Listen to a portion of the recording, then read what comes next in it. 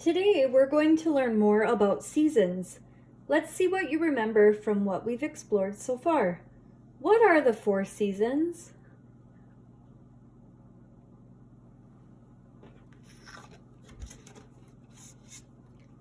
Fall, spring, winter, and summer. This season is called spring. Spring comes after winter.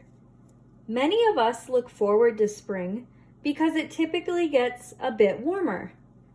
This is a time when plants begin to grow and the leaves of trees begin to come out.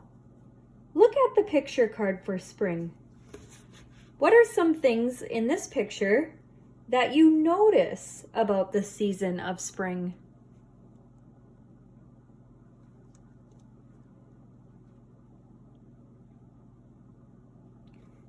The grass is very green from rain. You can see that the trees are blossoming. It looks like a nice warm day.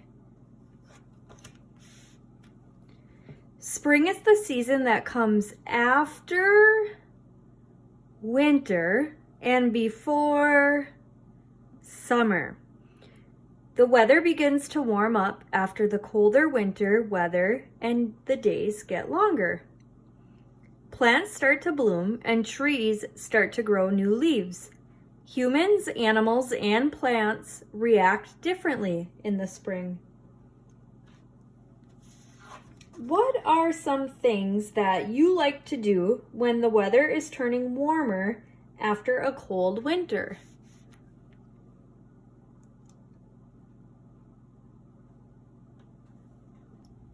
Look at the cover of our book. What seasons do you think will be mentioned in this book?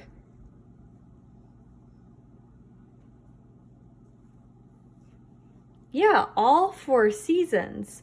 You can see spring is here because it's raining and the girl has her raincoat on. You can see summer here because this girl has a bunch of flowers, the butterflies are flying, and she has a hat on, probably to block the sun.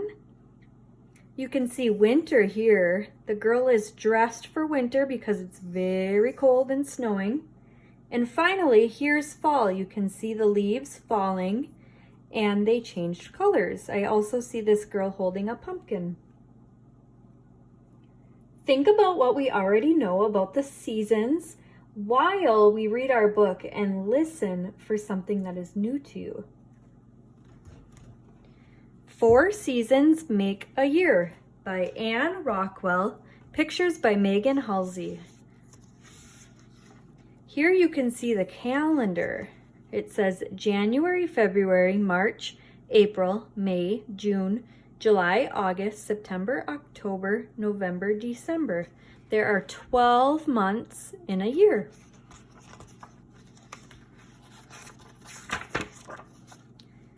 A year has 4 seasons: spring, summer, fall, and winter.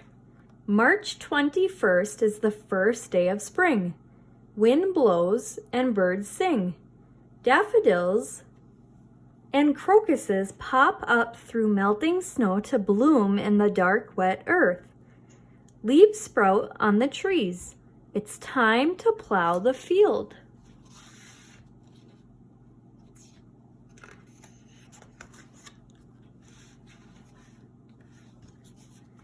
Spring showers come. The pear tree we planted by the porch is covered with white blossoms.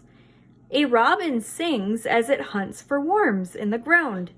It's time to plant corn and squash seeds in the field. I plant 1 sunflower seed by the back door.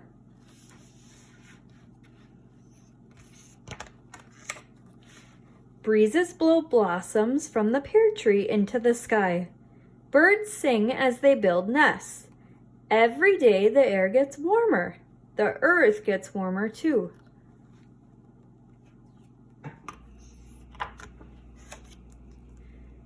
June 21st is the first day of summer.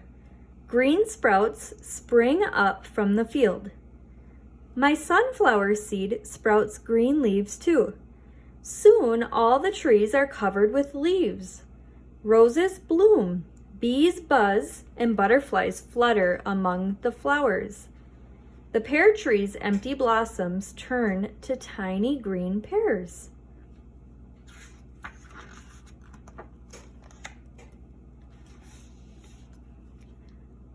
The flower bed in the front yard bursts into bloom. Zinnias, sweet peas, lilies, cosmos, and black-eyed Susans. The fields have stalks of corn, along with vines of green pumpkins and squash. On hot summer days, I swim in the pond down the road.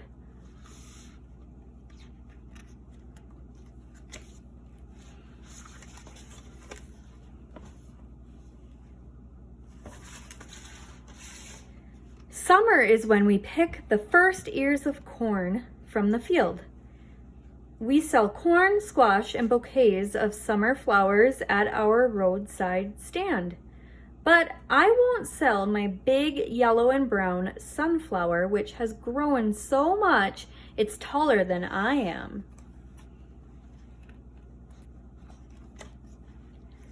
September 21st is the first day of fall. Our pumpkins turn from green to orange, and I ride to school on a big yellow bus. My sunflower droops its huge blossom, heavy with seeds.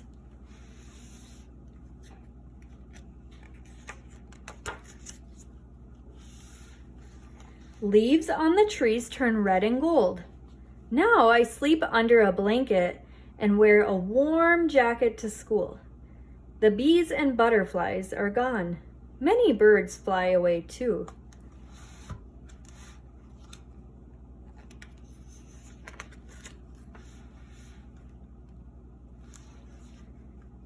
We pick the big orange pumpkins that grow in the field.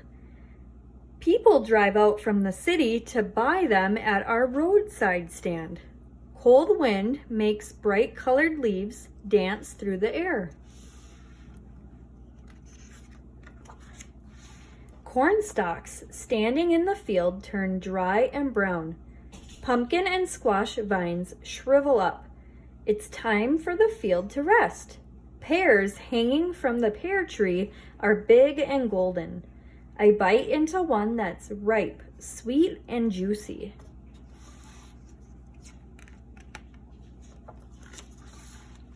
Now the sky is gray and cold. All the trees but the evergreens have bare branches. Squirrels rush frantically here and there, hiding acorns and nuts to eat when winter comes.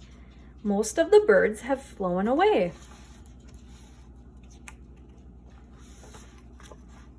On December 21st, the first day of winter comes. That very night, snow starts to fall. We sit by the fire Papa built. We watch flames leap and glow and listen to logs crackle. Outside, the snowflakes fall thicker and faster. They're still twirling white in the black night when it's time for me to go to bed.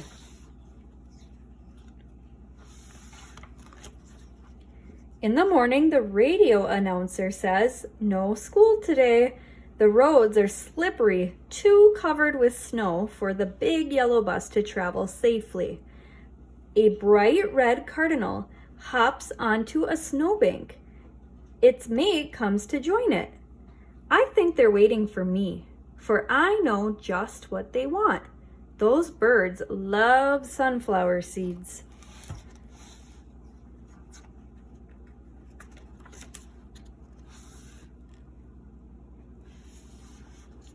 The big dried up sunflower I planted and grew and saved is lying in a basket in the mudroom. I put on my snowsuit, scarf and mittens and boots and go outside in our cold white yard. Deep snow comes to my knees as I toss sunflower seeds to the hungry cardinals. Chickadees come to eat them too. Under the blanket of snow, everything that grows in the earth is having a long winter rest. But I'm not. I'm building a bright white snowman. As I build, birds peck. Soon, all the sunflower seeds are gone. When spring comes again, I'd better plant 2 sunflower seeds by our back door.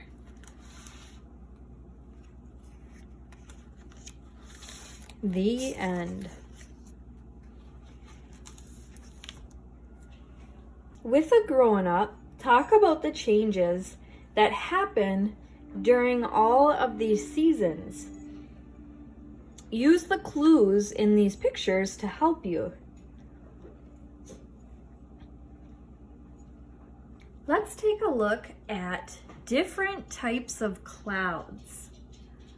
The first is called cirrus clouds, and they occur during all seasons and are seen during fair weather.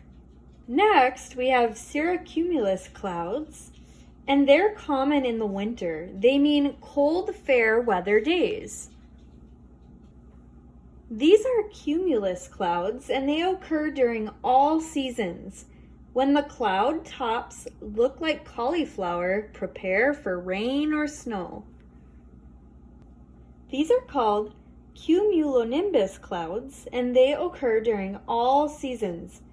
Depending on the season and location, they bring heavy rain, snow, hail, lightning, and sometimes tornadoes. And finally, we have stratus clouds, which occur during all seasons. Depending on the season and location, they bring light rain or snow. This map shows us where the equator is. The equator is an imaginary line. That means it's not a real line. You can't actually see it. And it's around the middle of the earth. If you live near the equator, there isn't much change from one season to the next. The weather is warm all year long. If you lived near the equator, could you build a snowman in the winter? No, you wouldn't be able to because it's so warm. Some animals who live up here during the spring and summer migrate or move toward the equator to live during the fall and winter. Why do you think these animals move? Again, this is called migration. You can see all these arrows going down south towards the equator. We live up here, so that means that some animals where we live migrate during the cold months. Seasons impact the behavior of living things around the world. Migration occurs when animals move from one area to another area for a specific period of time. Animals often migrate because the weather is getting colder. Animals migrate back when the weather warms up again. Do all animals migrate? No, not all animals migrate. Here's a picture of birds migrating. Seasons impact the behavior of living things around the world. Birds migrate by flying to warmer areas when the weather gets colder. Birds migrate back when the warmer weather returns. Do all birds migrate or go south towards the equator? No, not all birds migrate.